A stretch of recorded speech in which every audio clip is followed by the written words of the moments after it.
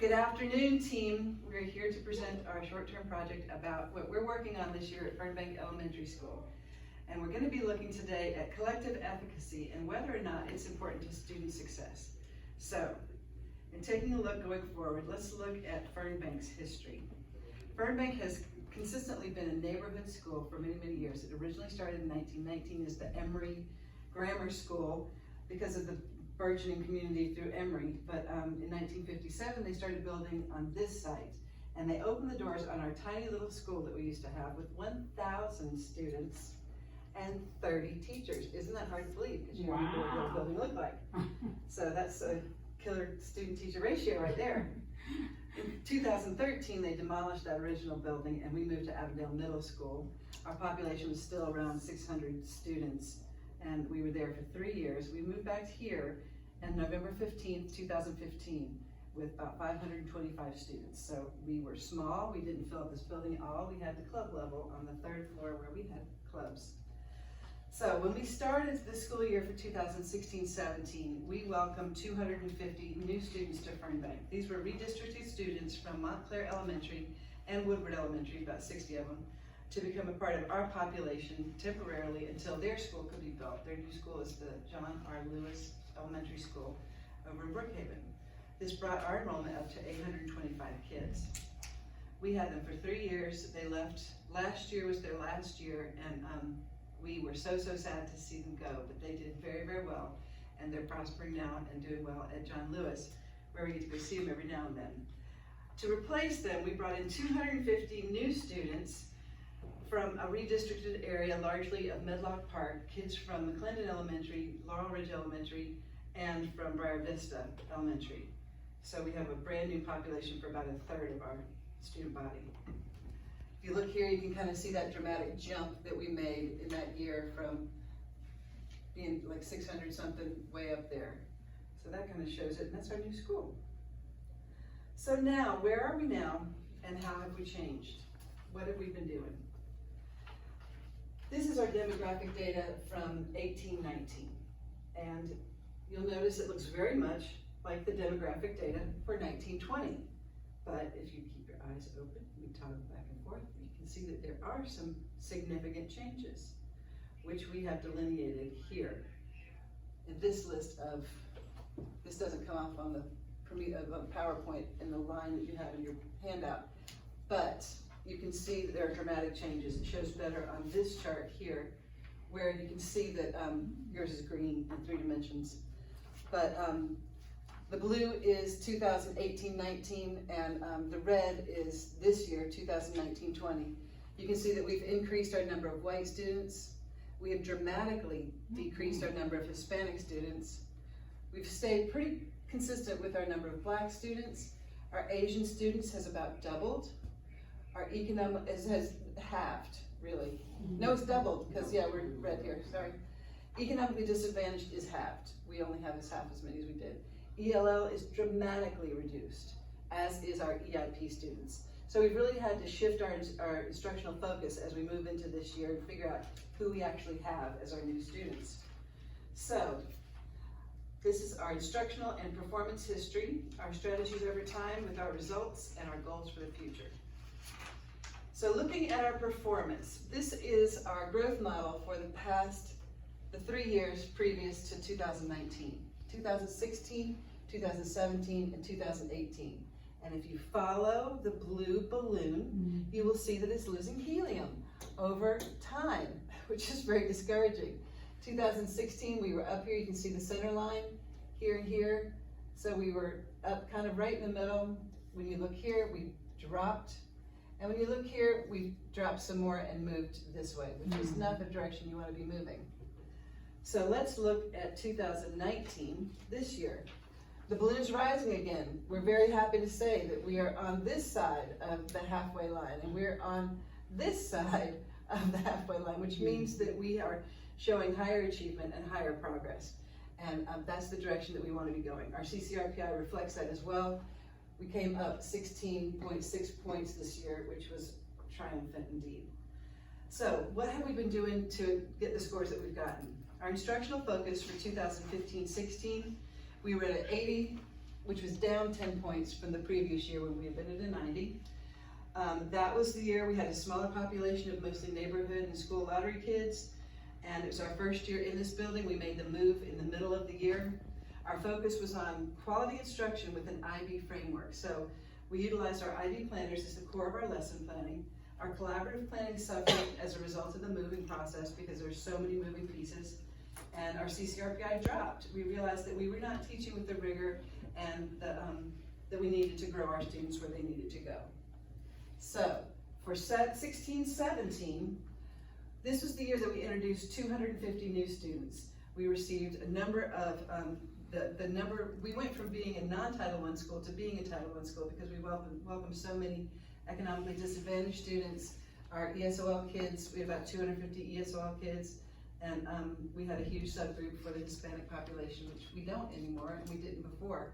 But we did for this time, and we were working very, very hard to do PLs to train on levels of differentiation, doing SIOP training, LLI training, Fontes and Pinnell guided learning, and really drilling down on our response to intervention and MTSS strategies and gathering data on kids so we could help them get where they needed to go. And our students scored well. Our populations, the general population and our specific subgroups did really pretty well. We only lost 2.8 points, which was not as extreme as it could have been, which it was the next year. So let's look at 2017-18. During this year, we reviewed our instructional practices and we created more EIP classes. We focused on ESOL instruction. We implemented guided reading school-wide. We hired reading specialists. We really worked to hone our core curriculum to meet the disparate needs of all of our students. But we still hung on to our IB roots, and we didn't fully embrace the new curriculum the county had put forth as deeply as we could have. So we were still also not a unified faculty, and this was something that we haven't really given that much time and consideration to. But when we welcomed 250 new students, we had to welcome the teachers to teach them. So that was about 40 new people on staff overall, between paras, teachers, staff for the cafeteria, custodial staff, all of that. We're new people coming in, so your school climate and your school culture takes a hit when you have to express it so clearly. And we're also working to welcome our students with open arms and create a real community here. And we had language barriers and all kinds of things that we had to overcome, and we spent a lot of energy working to overcome those things. And we knit a beautiful community, and we did a good job with school culture and climate, but instruction, I think, took a big hit. So we struggled to build our teachers' capacity for differentiation and collaborative planning. We were still adjusting to life as a Title I school. This is the first year that we were general Title I, before we were targeted assistance, which was a big challenge, but Title I is still a challenge no matter what. Our CCRPI dropped 7.8 points, which was devastating. So we went back to the drawing board and decided we needed to shift the focus. So what did we do for last year that made such a difference? Because I'm pointing out again, we're at 86.1 and that's 16.6 points up, which is good news. So we really drilled down on our core instruction. We used the curriculum that the county had set forth as our roadmap for all the instruction. We backtracked and focused on lesson planning according to that scope and sequence, according to that pacing chart, really using what they had put forth to be the guideline and the framework for what we did moving forward. We had collaborative meetings where we worked together to make sure that we were on track with our scope and sequence, and that our pacing was targeting each other so we were in sync with each other. We worked really, really hard, and we moved away from the IB planners. We kind of put IB on hold and said, we really got to focus on getting these kids what they need, and we cranked down and did it. Teachers were not happy about the changes, but unhappiness builds connection, and you know, a common enemy is something that galvanizes a community. So it worked for whatever reason, and teachers, the school culture improved, and the instruction improved, and it shows in the scores. So mid-year, we really went in late December, we did all of our map testing, so we were able to have all the data that we needed to move into January when we opened the doors in 2019. We used our map and benchmark data to create specific groups of bubble kids that targeted the exact standards that they needed to have addressed, and worked with them and identified all kinds of issues that they specifically needed and gave them what they needed, and did that through the rest of the year. So we saw significant growth in our students' progress and achievement. Our teachers are still a little grumpy about the changes, and that's what we're here to work on. So here's our history of the scores, because we really did have a significant downward trend. And it's significant that we can come up almost as high as we fell. This is the year that we had a score of 90, 80, 77.3, 69.5, and 86.1.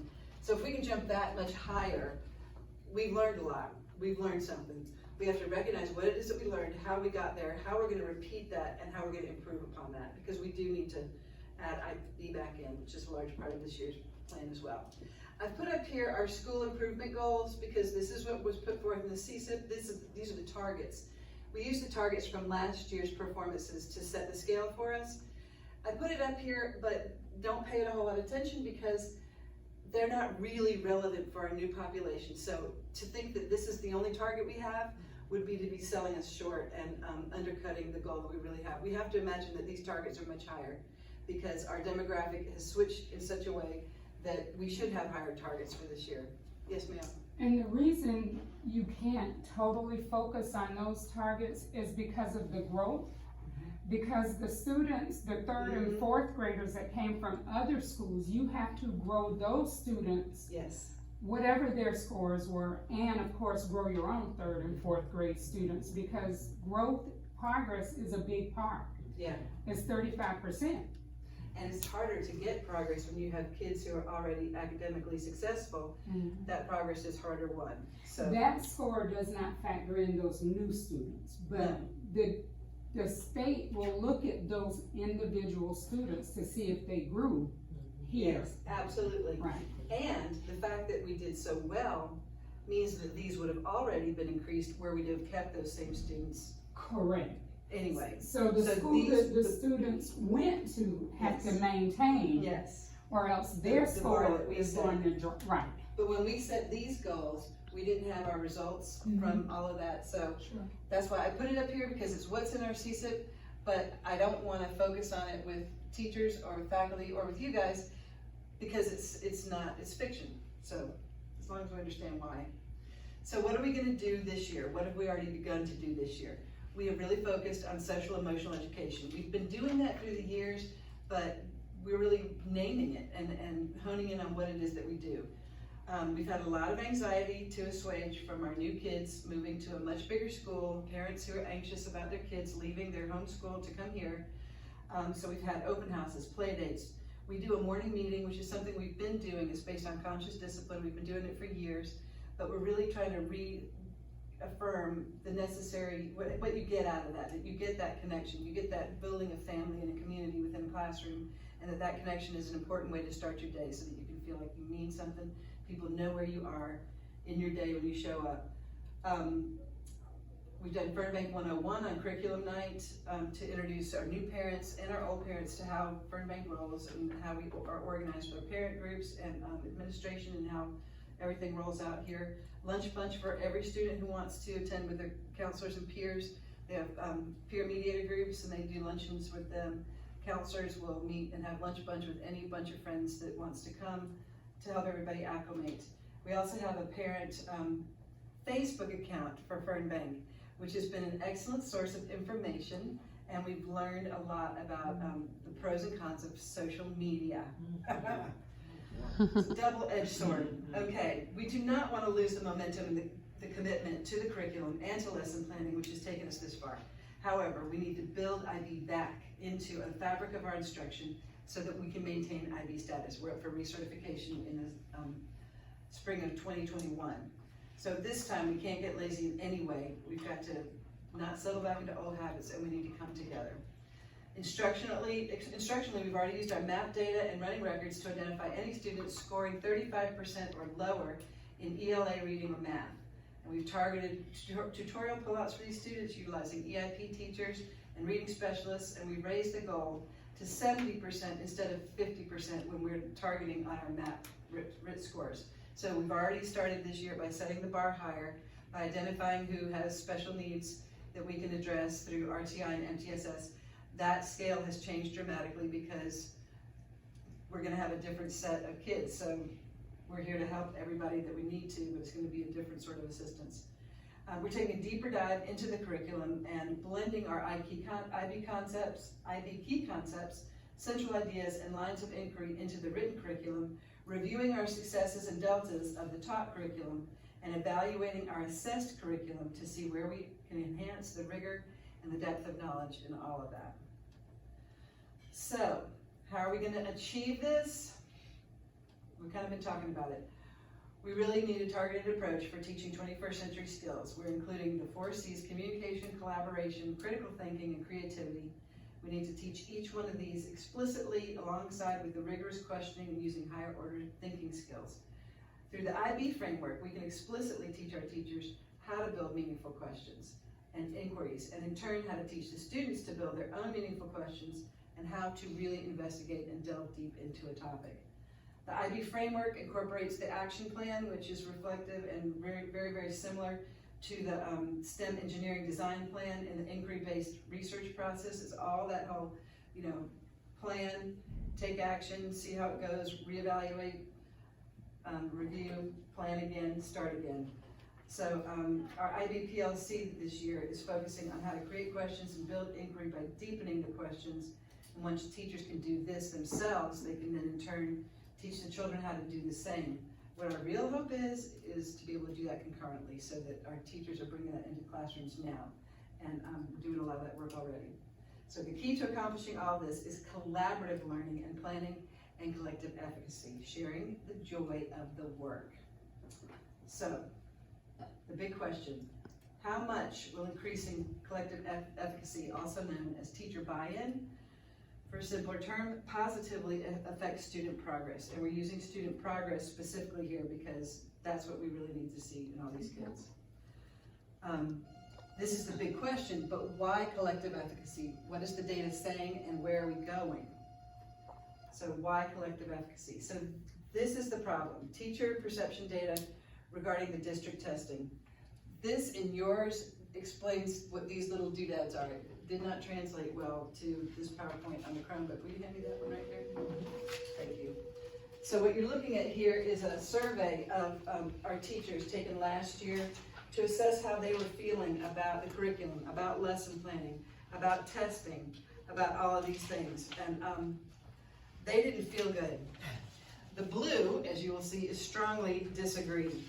So, in looking at all this, I can barely read this because it's so small. Yeah. But I can tell you that the things that they're looking at here, this was regarding district testing. Do you feel that it is an effective way of assessing your children's knowledge? Strongly disagree is blue, I disagree is red, agree is green, strongly agree is purple. Are they referring to math, benchmarks? They're talking about benchmarks. Okay. They're talking about benchmarks, how they do their day-to-day. So, I really just can't read this other part. But we have it delineated out of the different areas that they were. Is it useful to assess? Is it useful in measuring things? Is it useful to analyze? Does it enable me to plan better? They were just terribly negative about all that. So this next chart looks very similar. This is the teacher perception data regarding the district curriculum and lesson plan format. And they really didn't like it. This is 75%, 76%, 65, 54, 55%. Stimulates my interest, integrates well with the IB curriculum, is structured well for planning for elementary school lessons, is an effective tool for organizing my lesson plans, is useful in preparing good lessons for my kids. So clearly there was some grumpiness happening about how they felt about it. Even though they did it, they implemented it, and it worked. I would be interested in seeing those questions broken down, that the curriculum and a survey or a question targeting lesson plans. Because the curriculum may be viewed differently. It's the state curriculum, which aligns to milestone, versus the lesson plan, the tool. Well, and it's also interesting that the district has chosen to adjust the lesson planning tool and make it more simple. The curriculum's staying the same, Yeah. but they're making some shifts and changes in response to a lot of what a lot of DeKalb teachers said Absolutely.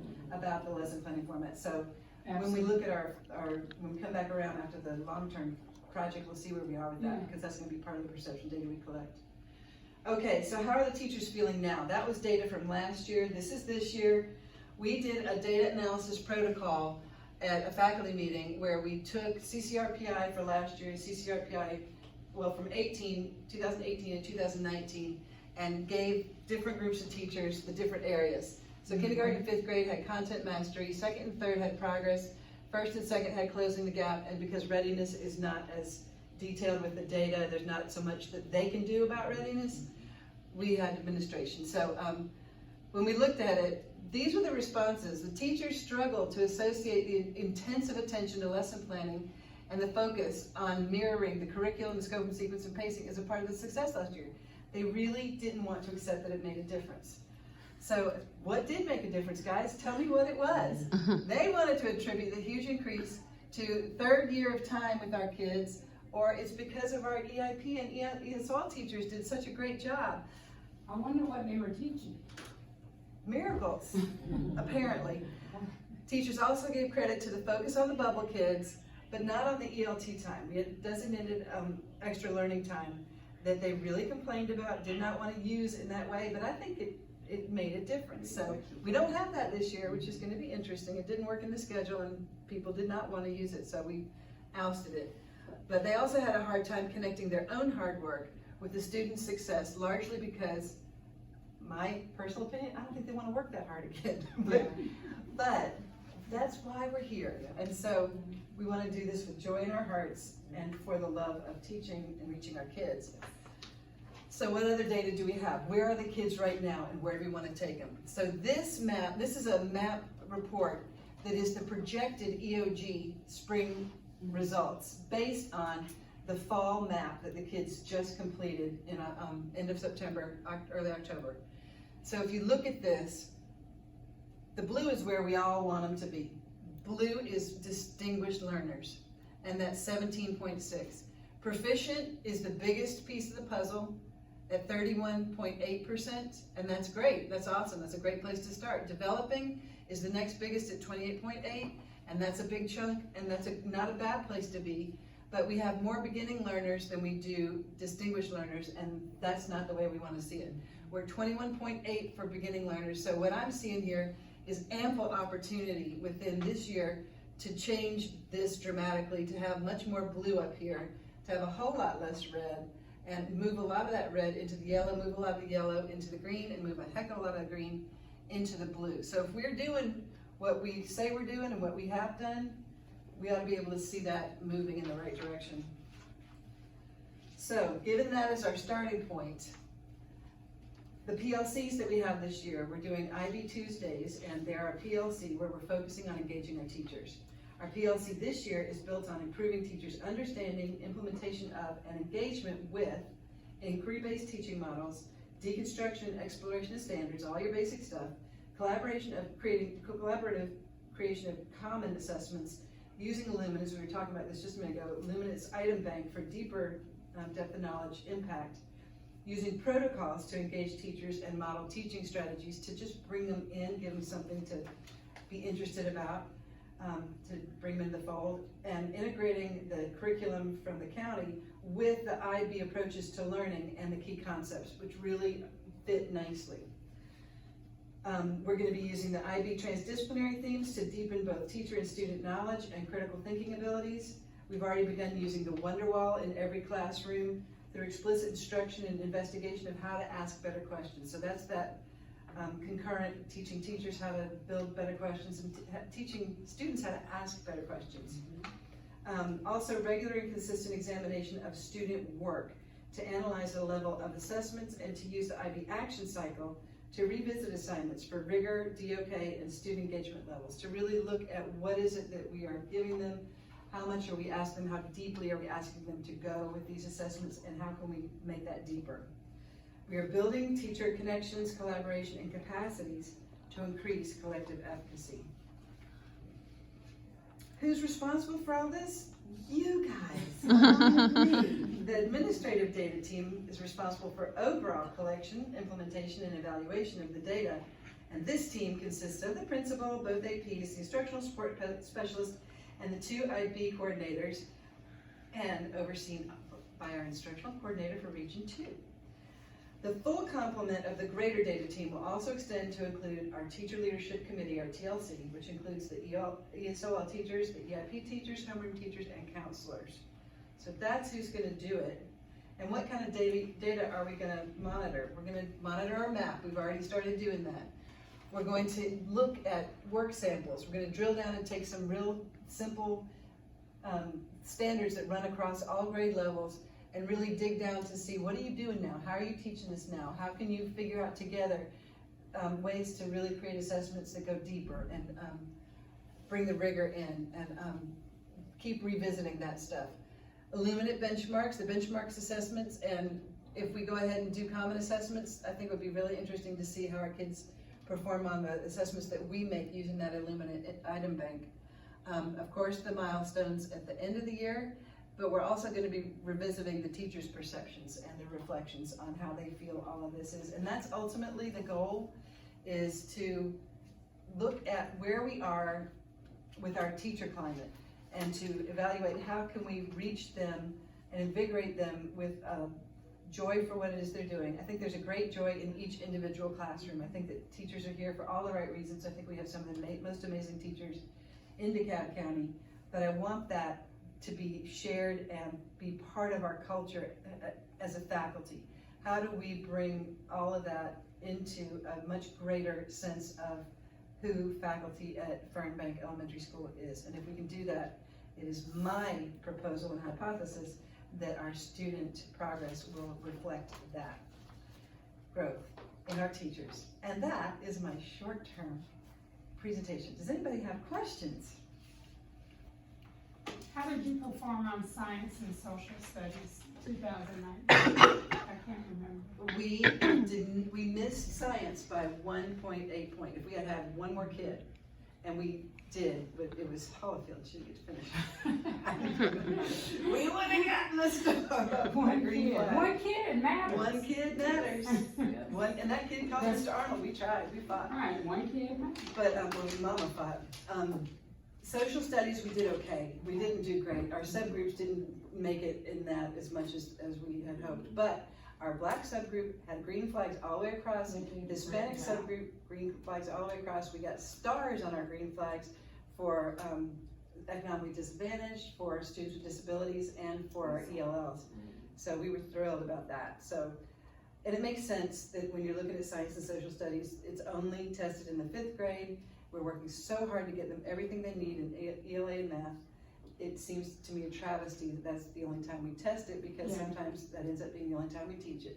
And we're really working at Fernbank to have that not be the case. We have a full-time science teacher who is wonderful, but she's supporting the learning that's happening in the class with practical, hands-on stuff. We have a makerspace that's in process that we're also going to use for more hands-on project-based learning, and so we're excited about those kind of things. And we're really enmeshing a lot of the social studies curriculum with the ELA, so that they're doing a lot of writing, a lot of DBQ kind of things around social studies, so that it's enmeshed. So we're trying to address those issues without losing anything from the ELA and math. In Illuminate, and I'm actually looking for the report, I don't know if your new students are calculated in it, but there's a report in Illuminate that will tell you how close a student was. I don't know if we talked about it. We have that, it's the bubble report, and it's an artificial, when we were trying to figure out what the CCRPI would be for this year, it was an artificial representation because it had the new students and it had taken out the old students. Correct. So, and it told us, it identifies when you hover over it, exactly who your bubble students are for every level. So that makes our jobs a whole lot easier in that department. Yeah. It is information that the teachers can, without having to do extra work, Illuminate has already done that work for them. And that's the data from the map and the EOG is what I looked at the EOG, and for 3rd and 4th grade last year, this year, if we move those bubble kids, you get the achievement score, you get the growth score, you know, You get a lot. We have to Right. sit there and we'll drill down on that. Yes. That'll be fun. I don't Thank you. have anything else. All right.